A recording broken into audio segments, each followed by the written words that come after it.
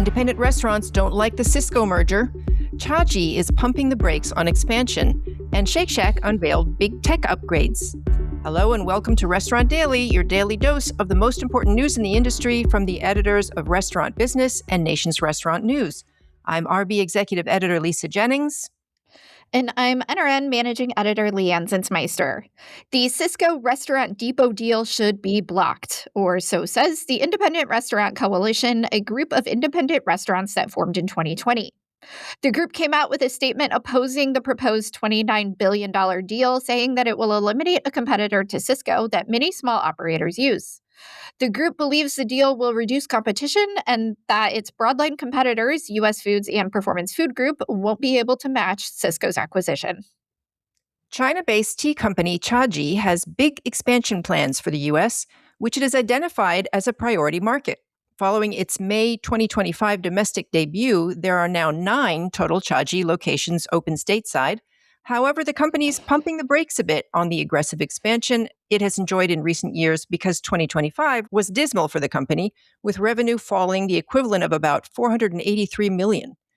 During the company's earnings call this week, executives apologized for underestimating the complexity of the company, as well as the competitive landscape and an increasingly sensitive consumer set.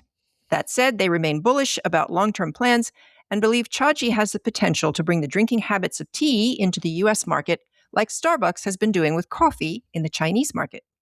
Pieology struggles continue as the chain has shuttered all 5 of its locations in Hawaii.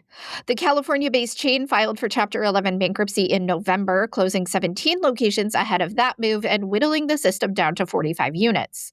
Pieology peaked around 150 locations in 2017. Also this week, a crust pizza franchisee in Texas has filed for Chapter 11 bankruptcy, impacting 2 locations of that chain's roughly 35 total units. In 2024, the pizza segment overall struggled significantly, with 61% of such concepts experiencing declining sales. Shake Shack has big tech upgrades coming. The fast casual chain on Wednesday unveiled Project Catalyst, a tech strategy that will include new point of sale and kitchen display systems, more use of AI in daily workflow, and expanded use of data to make guest engagement more personal and make better operating decisions. All of this will help support Shake Shack's planned launch of a loyalty program later this year. Some of the work has already begun, but Shake Shack Chief Technology and Information Officer Justin Menon said Project Catalyst will be rolled out this year in continuing operational groundwork designed to fuel the chain's plan to reach 1,500 units domestically. Culver's appears to be doing just fine right now. The fast food burger chain's average unit volumes grew 9.2% in 2025, according to the company's franchise disclosure document. The chain added another 44 restaurants, giving the company 1,041 locations, all but 7 of which are franchise-owned. Store profitability also improved, at least at company locations, whose income grew to 13% of sales from 12.2% last year. Labor costs improved, food costs remained steady, and higher volume units make more profits. Fast Casual Freshie is rolling out combi ovens to all of its locations to improve the quality and flavor of its food.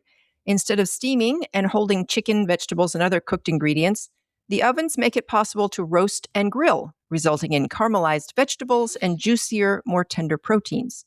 So far, 70% of franchisees have installed the smart ovens, and the equipment should roll out system-wide in the next 8 weeks. CEO Peter Mamas reported a sales lift of 15% as a result of the upgrade. Coming soon to Dave & Buster's, more exciting games. The entertainment chain is planning to invest in new games this year for the first time since before the pandemic, believing that fresh and relevant games will help it break out of a lengthy streak of same-store sales declines. Among the 10 new additions will be games based on Stranger Things and John Wick. Dave & Buster's same-store sales fell 5% in 2025, but it is expecting them to turn positive this year. The Cheesecake Factory has launched its first app and is promoting it with a buy one, get one offer. Loyalty program members who download the app and log on in April will get a free slice of cheesecake with any purchase. The app also allows members to make reservations, search the menu, place takeout orders, view their order history and reorder favorites, and view their rewards. The app comes nearly 3 years after the casual dining chain launched its loyalty program in mid-2023. And that will do it for today's episode of Restaurant Daily. I'm Leanne Zinsmeister. And I'm Lisa Jennings. Have a better day today than yesterday. Thank you for listening to today's episode of Restaurant Daily. Rate us on Apple Podcasts, Spotify, and subscribe.